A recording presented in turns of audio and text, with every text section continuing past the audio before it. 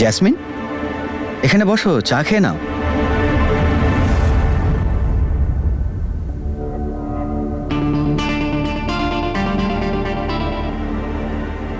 একবার আমি শুধু তোর বিরুদ্ধে প্রমাণ পেয়ে যাই জেসমিন, তারপর তোর এই মুখোশটা আমি সবার সামনে টেনে খুলে দেব।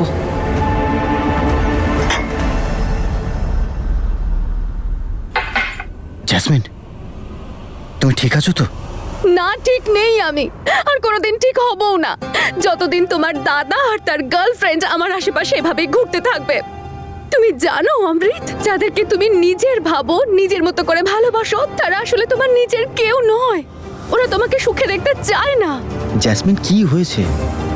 তনু চায় যাতে আমি এই বাড়ি থেকে আর তোমার জীবন থেকে সারা জীবনের মতন বেরিয়ে যাই।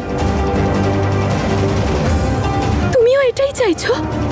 না জেসমিন, এসব কি বলছো? তুমি আমার ওয়াইফ, আমি এরকম কেন ভাববো? এটা শুধু তুমি মানো অমৃত, তুমি বিশ্বাস করো, আর কেউ নয়। কি করব আমি? শাশুড়ি মা, শাশুড়ি মা, আপনি বলুন, আমি কি ভালো বৌমা হওয়ার চেষ্টা করছি না? আমি কি নিজেকে একটুও বদলাইনি? আমি কত কিছু তো ঠিক করার চেষ্টা করছি। জেসমিন, কিন্তু কি হয়েছে সেটা তো বলবে। তুমি জিজ্ঞাসা করো না তোমার দাদা আর তার গার্লফ্রেন্ডকে যে কেন ওরা সব সময় আমার পিছু নেয়, সব সময় আমাকে সন্দেহ করতে থাকে। আমি কোনো অন্যায় কাজ করেছি নাকি শাশুড়ি মা? অমৃত ভুল করে যে ছেলেটাকে অ্যাক্সিডেন্টে মেরে ফেলেছিল, আমি তার ভাইকে টাকা দিতে গেছিলাম।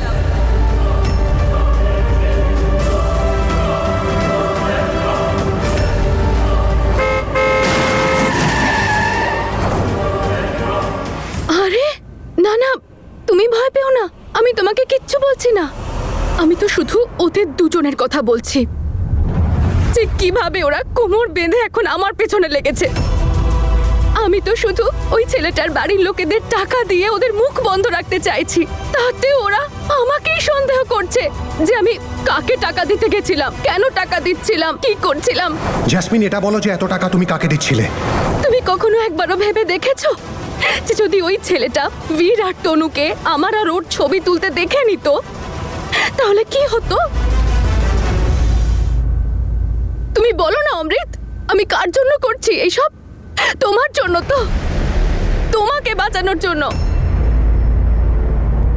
কিন্তু আমি ভালো করে জানি যে এই আগুনটা তনুই লাগানোর চেষ্টা করছে।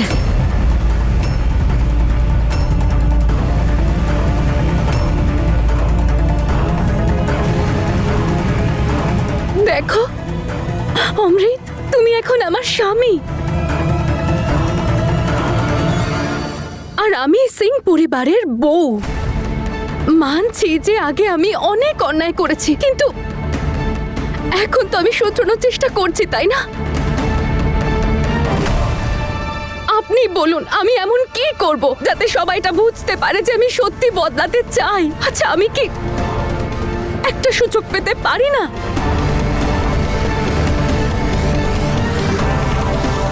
আমি কি সেকেন্ড চান্স ডিজার্ভ করি না? হ্যাঁ, আমি জানি যে আপনাদের সবার পক্ষে আমাকে ক্ষমা করে দেওয়াটা এত সহজ নয়। হয়তো সেই জন্যই কেউ আমার এফোর্টসও দেখতে পায় না। জেসমিন, তুমি কেঁদো না প্লিজ, আমি তোমাকে বুঝি, আমি দেখতে পাচ্ছি তোমার এফোর্ট। প্লিজ আর কেঁদো না, প্লিজ। অনেক হয়েছে জেসমিন, বন্ধ কর তোর নাটক। তোর এই রোজগারের নাটকে সবাই বোর হয়ে গেছে, তাই প্লিজ প্লিজ। তোমরা কেন বুঝতে চাইছো না? জেসমিন বদলাতে চাইছে, ও ভালো হওয়ার চেষ্টা করছে, আর এখনো তোমরা সন্দেহ করছো। আমি জানি জেসমিনের উপর ট্রাস্ট করাটা তোমাদের পক্ষে সম্ভব না, কিন্তু ও এখন আমাদের ফ্যামিলির একজন, আর তুমি আমাদের ফ্যামিলি ম্যাটার থেকে একটু দূরেই থাকো। আমরা সবকিছু সামলে নেবো, আমরা বুঝে নেবো সবটা। তুমি এর থেকে দূরে থাকলেই বেটার হয়। ইনফ্যাক্ট তুমি এই ঘরে করছোটাই বা কি? তুমি জানো কি, জেসমিনের সব থেকে বড় প্রবলেম তুমি।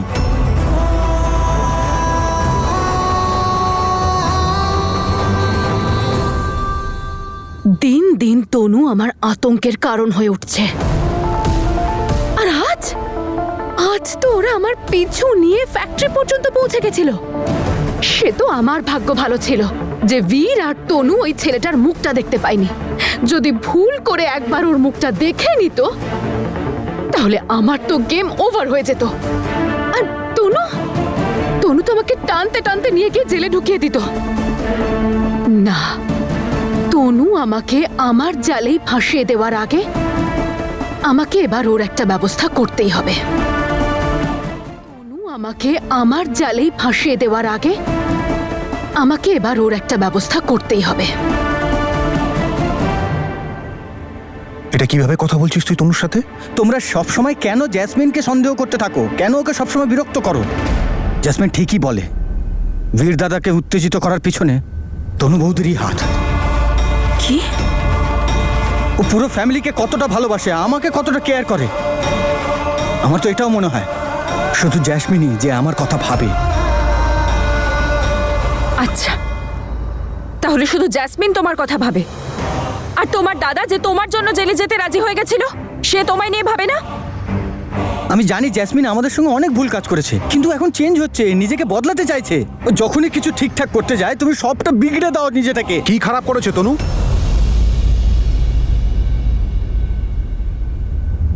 ও বরং সবকিছু সামলেছে। আমাদের হেল্প করার জন্য, আমাদের সাপোর্ট করার জন্য নিজের সবকিছু ছেড়ে এখানে রয়েছে। আর তুই যার হয়ে কথা বলছিস না, ও তো আমাদের প্রতিটা মুহূর্তে কাঁদিয়েছে, প্রতিটা মুহূর্তে টর্চার করেছে। আর তোর যে অবস্থা করেছিল তুই হয়তো ভুলে গেছিস। আর কিচ্ছু শুনতে চাই না আমি। আমি যা আছি যেমনই আছি, জ্যাসমিনের হাজব্যান্ড আমি। সংসার যখন করেছি কর্তব্য আমার। আর আমি চাইছি যে তোমরা প্লিজ আমাদের মধ্যে এবার থেকে না এলেই বেটার হয়। না তুমি না বীর দাদা।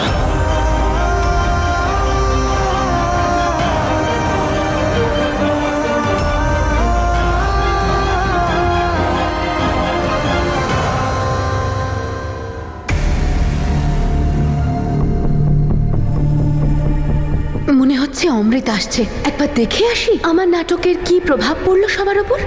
জ্যাসমিন ওখানে কেউ শোনেনি তো তোমার কথা? আমি জানতাম, কেউ কেনই বা শুনবে?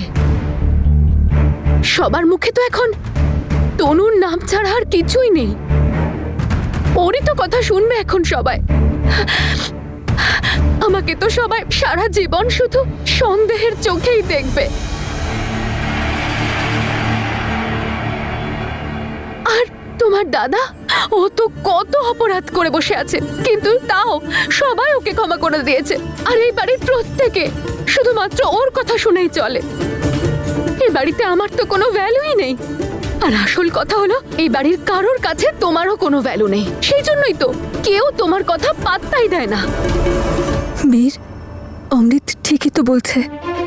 আমি জানি না জ্যাসমিনের কোনো পরিবর্তন হচ্ছে কিনা, কিন্তু যেরকমই হোক ও তো অমৃতের বউ, তাই না? ও যদি একটুও চেষ্টা করে বদলে যাবার, তাহলে ওকে তো হেল্প করা উচিত। সব ড্রামা করছে, তুমি তো জানো। ঠিক আছে, যদি ড্রামাই হয় তবে তাই হোক। তবু বাড়িতে একটু শান্তি তো থাকবে। ও তো অমৃতকে শান্তিতে বাঁচতে দেবে।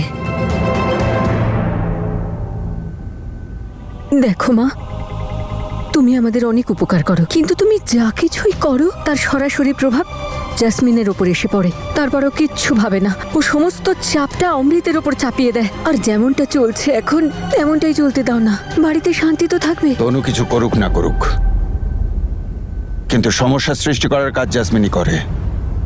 ও আগেও করতো আর ভবিষ্যতেও করবে, এতে তনুর কোনো ভূমিকা নেই। যখন অমৃতই চাইছে না যে ওর স্ত্রীকে কেউ কিছু বলুক, তখন ঠিক আছে, যেটা চাইছে না সেটাও করতে হবে। কখনো ভাবিনি এমন দিন আসতে পারে।